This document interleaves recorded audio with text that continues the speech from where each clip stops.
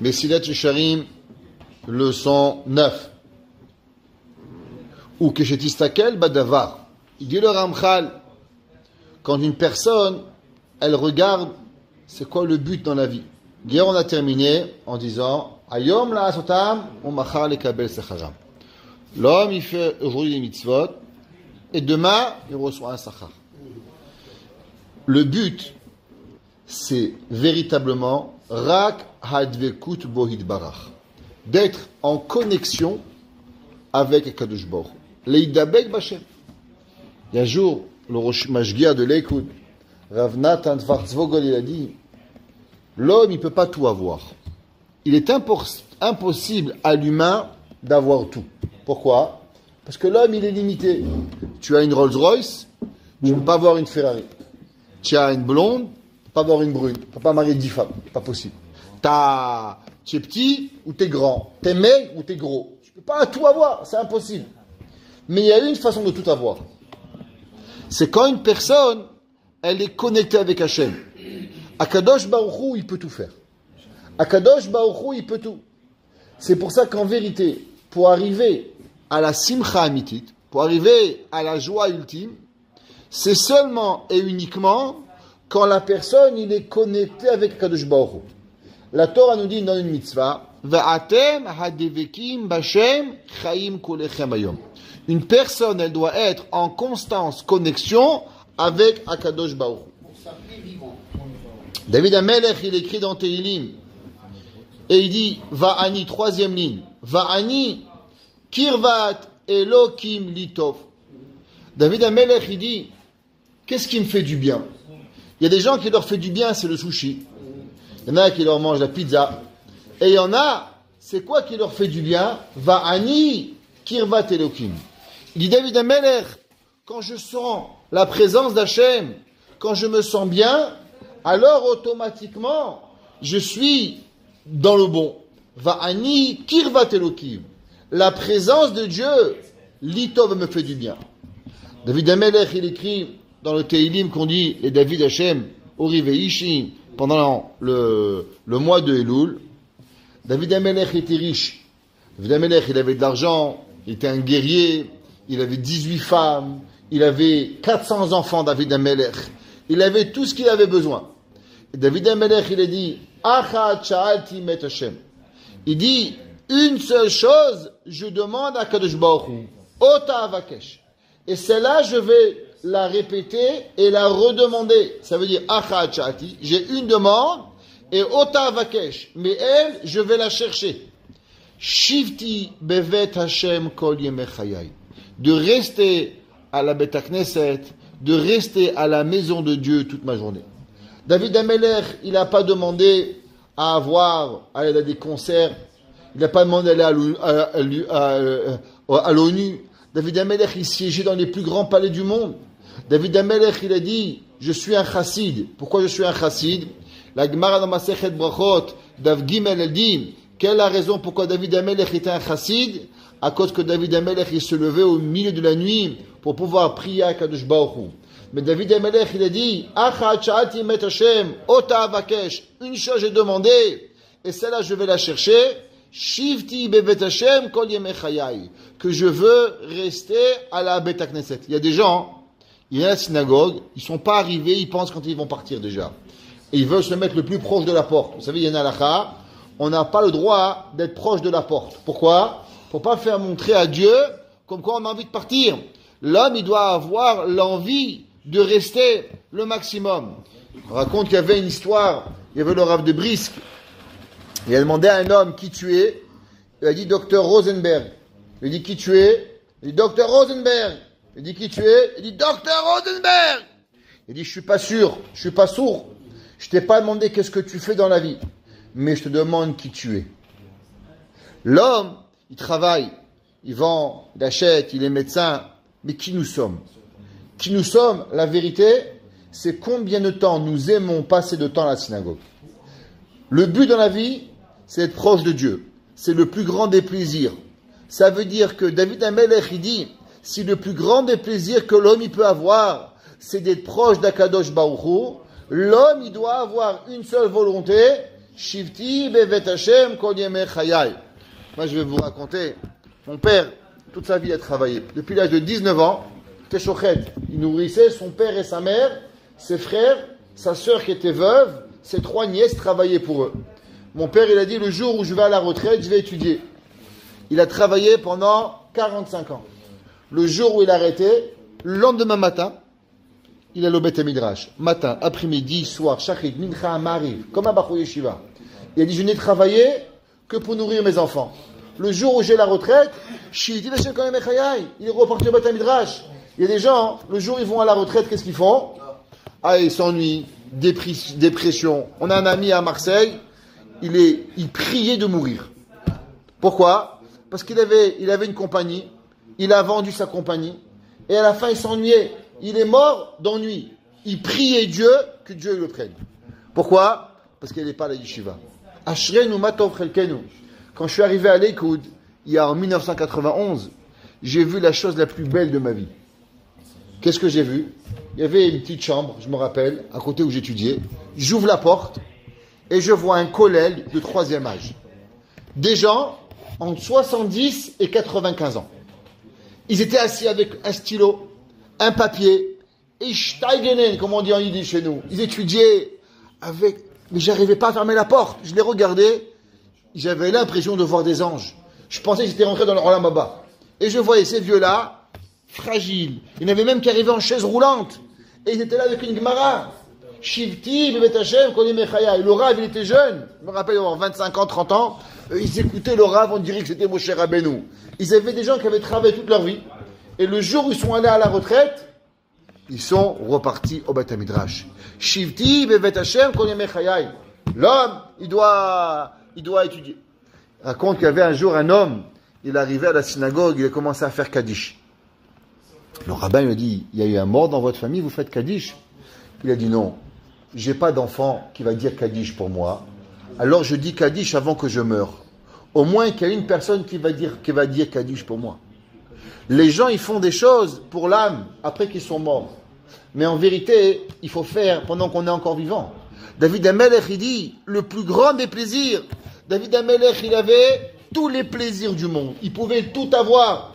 David Amelech, il a dit, je n'ai pas trouvé un meilleur plaisir. Shivti bevet Hashem kol yemei chayai. De rester à la yeshiva. Celui qui l'a goûté, il peut comprendre. Mais celui qui l'a pas goûté, tu peux lui expliquer. Pendant 100 ans, il va pas comprendre.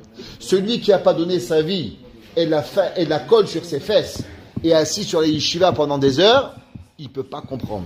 Impossible de comprendre ça. Kirak zeu atov. Il dit le Ramchal, parce que ça, c'est le bon. Il n'y a qu'une seule chose qui est bonne. Shivti bevet Hashem. Vekol zulazeh shiarshuv ben adam etov. Eno ela hevel veshav nit'eh.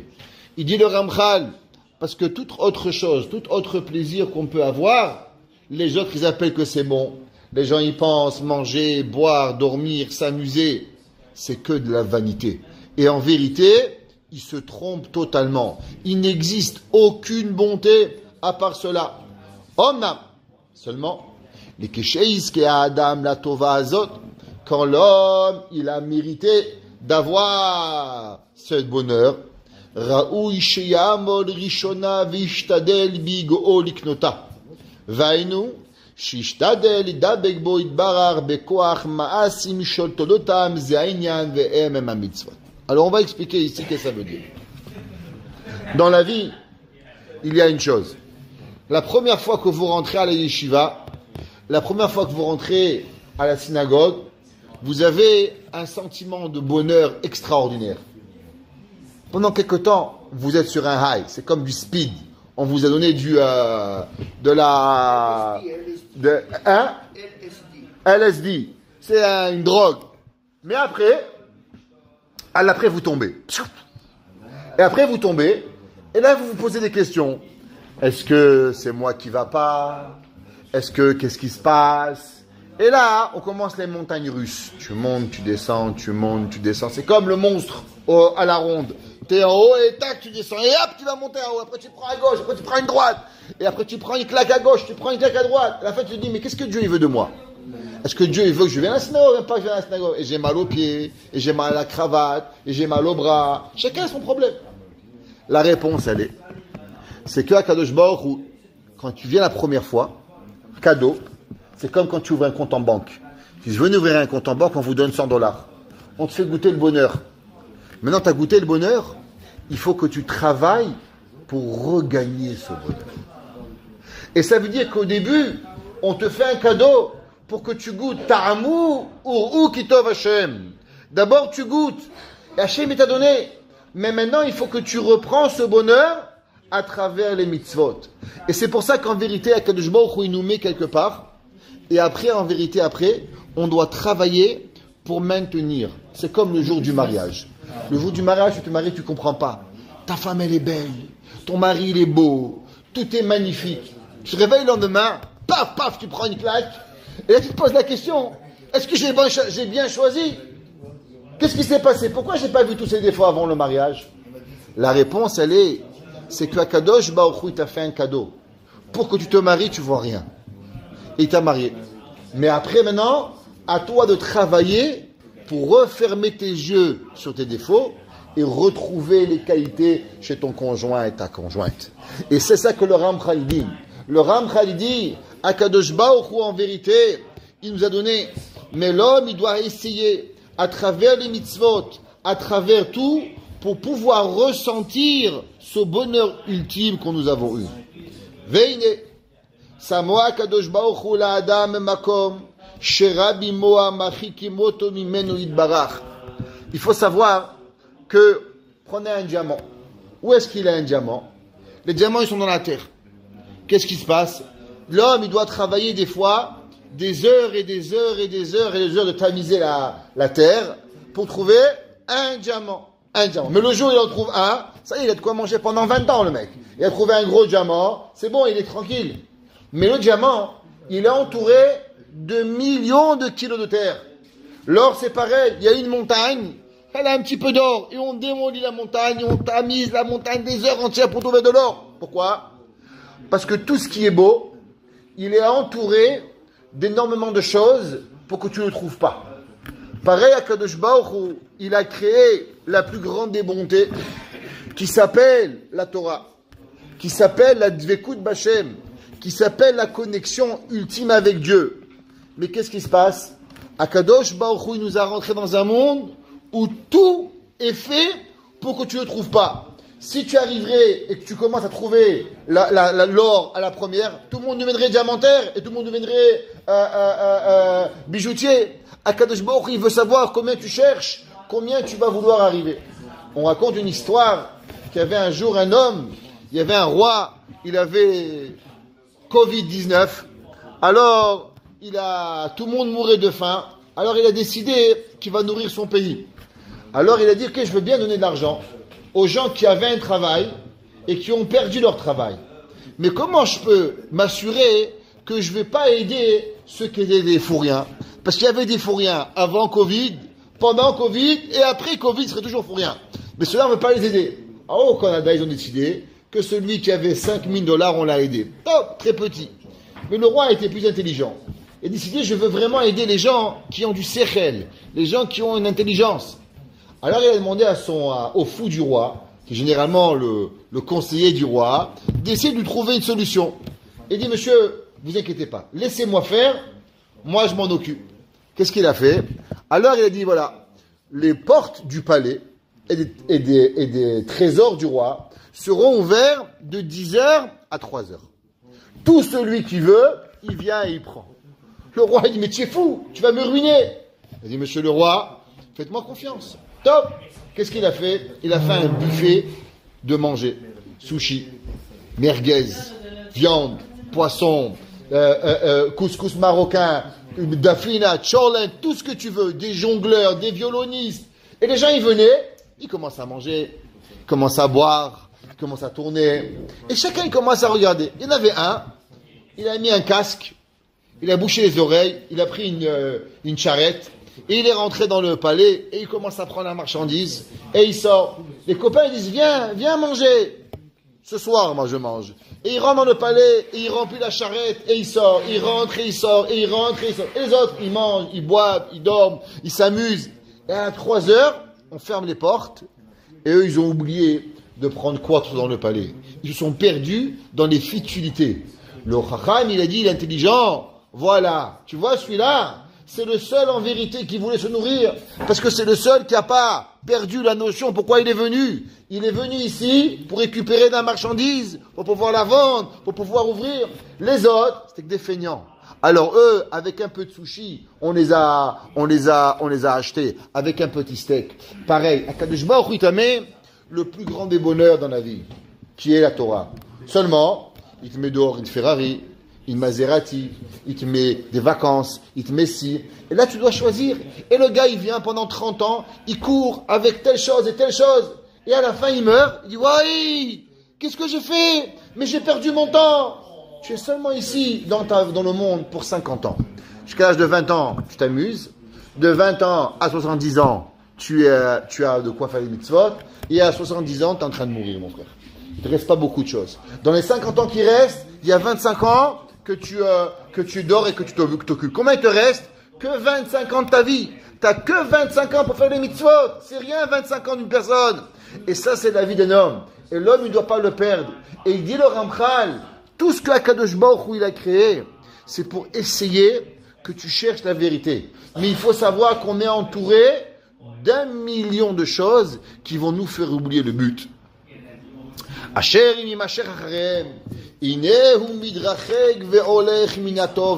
Page 8. Et que chaque chose qu'on a, on s'éloigne doucement, doucement. Il y a des gens toute leur vie. Il y avait un jour un homme, un Américain, il a écrit qu'à l'âge de 15 ans, il a eu un rêve de devenir millionnaire avant l'âge de 40 ans. Alors il a travaillé et à l'âge de 37 ans, il a gagné son premier million. Et il a dit que le jour où il a eu son premier million, il a compris qu'en vérité, il ne devrait pas avoir 1 million, mais il devait avoir besoin maintenant de 10 millions. Et c'est là qu'il a compris qu'en vérité, il n'aurait jamais de faim et qu'il a juste perdu les derniers 20 ans de sa vie et que maintenant, ils ne seront plus rattrapables.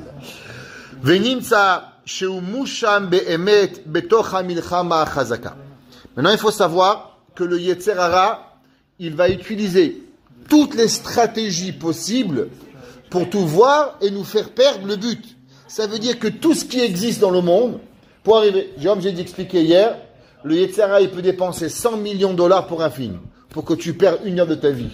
Le Yetzer Hara, il est capable de te faire miroiter les plus grands bonheurs.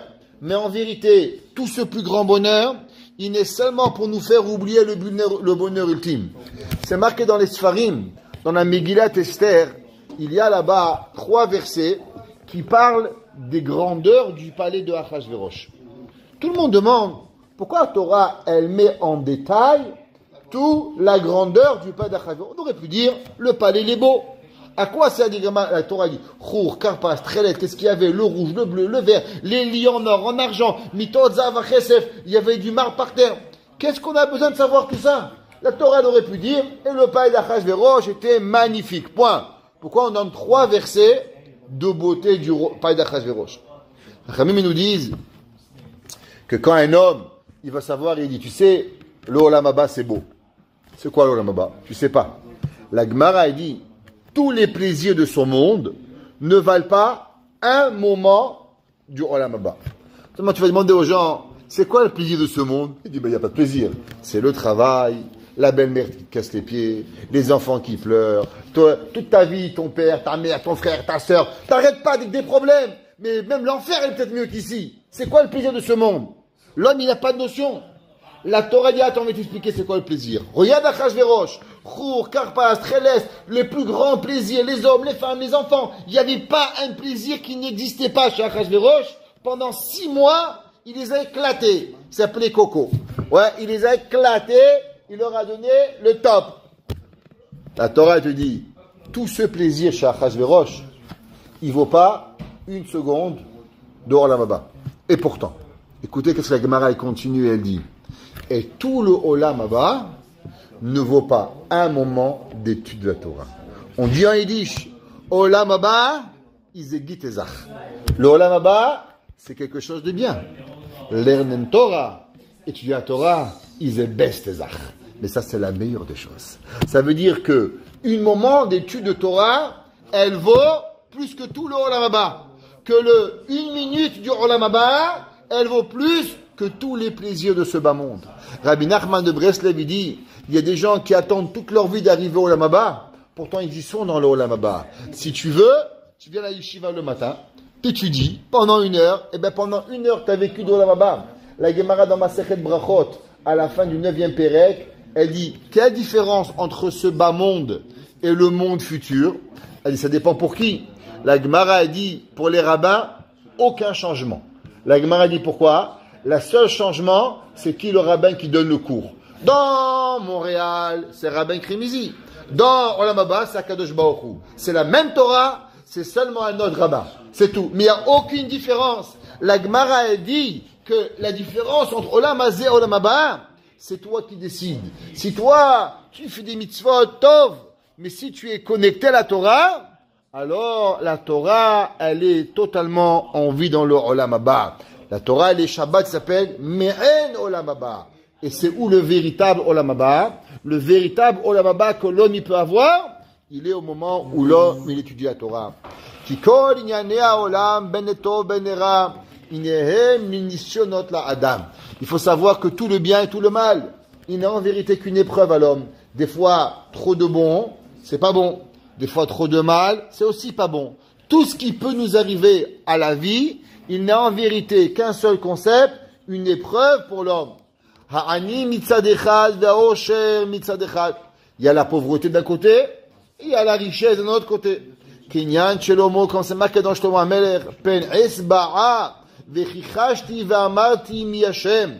Shlomo HaMelech, il dit que quand j'ai le ventre plein, alors je vais oublier Akadosh Baruch Hu. Shlomo HaMelech a dit, j'ai peur d'avoir trop de richesse, de peur d'oublier Dieu. Upen yivarej veganavti.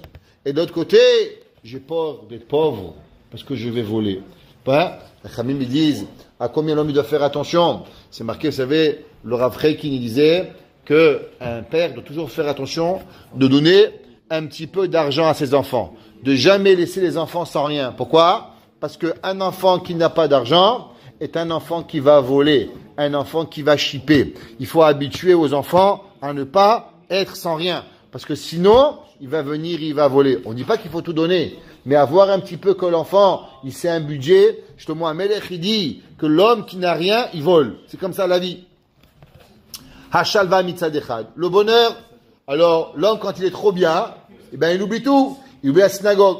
Ve'isuri mitzad echad. Et de l'autre côté, quand tu souffres trop, t'arrives même pas à réfléchir. Va chez une maman qui accouche et tu commences à lui parler. Elle va pas t'écouter. Pourquoi? Parce qu'au moment où tu souffres, il y a rien, tu peux pas écouter. Donc ni le trop grand bonheur, il est bon, ni la trop grande souffrance, elle est bon. C'est pour ça qu'en vérité, la guerre du Yetzer Hara, elle est devant et derrière. Trop bon, c'est pas bon. Trop mal, c'est pas. Chaque chose que l'on fait, il est une guerre. Tous les matins, tous les soirs, on dit dans Ashkivenu, Ve'atzinu mi Yetzer Hara, mi lefaneinu, ou mi leachoreinu. On demande qu'Hachem nous sauve du Yetzer Hara devant et du Yetzer Hara qui est dehors. Ve'im yeh leben chai ve'atzer ha'mechaman azadin. Ou yeh adam ha'shalem asher yizke dabek beboro. Et c'est pour ça que l'homme, pour être un bon guerrier, il faut avoir toutes les armes. Avoir l'arme devant, l'arme de la richesse, l'arme de la pauvreté. Il faut être capable de pouvoir maîtriser les deux. Ve'yetze min ha'prosdor hazeh. Et il pourra sortir de ce couloir. Et il pourra arriver véritablement au palais qu'on a parlé hier, qu'en vérité tout ce bas monde il est seulement le couloir pour pouvoir arriver dans le palais. Et toute la vie ici, elle est les difficultés que tu as pour pouvoir arriver. Je ne sais pas si vous avez déjà joué au jeu vidéo. C'est quoi le jeu? Toute la vie, c'est quoi? C'est un jeu. C'est des embûches pour que tu arrives au palais. Que tu arrives, tu as gagné. Ça, c'est le Olam hazé. Tu as du feu, tu as un couteau, on t'a un trou. Toute la vie. Kola olam kulo geshem tsar me'od. Ve'aikar itgaber alehem. Ve'ta'avotav. Et kefi hashi'ur asher kavash et yitzro. Et par rapport à la mesure, comment un homme, il a combattu son Yetzer Hara, Veta'avotav, et ses désirs, Veitrachek minam machikim oto, et il s'est éloigné de ce qu'il éloigne, Mehatov, du bon ultime, Venishtadel ida begbo, il a fait tout ce qui c'est possible pour se connecter à ce bon, Ken yasigeu veismachbo. En un mot, les choses qui viennent faciles, tu n'apprécies pas. Plus c'est difficile d'étudier, plus c'est difficile de comprendre, plus c'est difficile de vouloir, et plus tu apprécies. Et on finira avec une petite histoire. Il y avait un élève, un Rav, qui s'appelait Rav Zalman Volozhiner, qui était le Talmid et la Chavruta du Gaon de Vilna. Et un jour, il a vu deux enfants qui étudiaient, et ils ne comprenaient pas. Ils répétaient, et ils répétaient, et ils répétaient pour comprendre. Et quand le Rav, il les a vus, alors il a pleuré. Ils ont dit, Rabbi, pourquoi tu pleures? Il a dit, parce que eux, ils vont goûter un goût de la Torah extraordinaire que moi, je ne connaîtrai pas. Pourquoi? Parce que moi, tout ce que je lis, je comprends. Et je n'ai pas de difficulté à comprendre. Mais eux, quand ils vont arriver à comprendre, après 100 fois de répéter, ils vont goûter un goût de la Torah qui est extraordinaire. Et que moi, je n'aurai jamais le mérite de goûter. Pareil, plus l'homme il s'investit, Torah ou Ma'asim Tovim Beirat Shamayim, et plus le goût il est bon, et plus il lui est difficile, il y est facile, il n'arrive pas. C'est pour ça que souvent les Baalei Teshuvah, ils comprennent pas pourquoi eux ils ont un amour de la Torah incroyable, et leurs enfants ils l'ont pas. Ils comprennent pas, mais moi j'ai tout lâché pour la Torah. La différence elle est simple, c'est que toi tu t'es battu pour ça. Alors tu apprécies chaque chose. Mais ton fils, il était comme Obélix, il est dans la potion magique. Alors il ne comprend pas le goût de la potion magique. Il ne comprend pas la Torah. Alors le père, il ne peut pas comprendre comment l'enfant, il n'a pas ce ta'am, ce goût extraordinaire. Pourquoi? À cause que lui, il a travaillé pour, et que l'autre, il n'a pas fait. J'bokh nous donne, on reçoit ta'am ou ne'imut ha-Torah bimera b'yameinu b'Mashiach tzidkenu. Amen.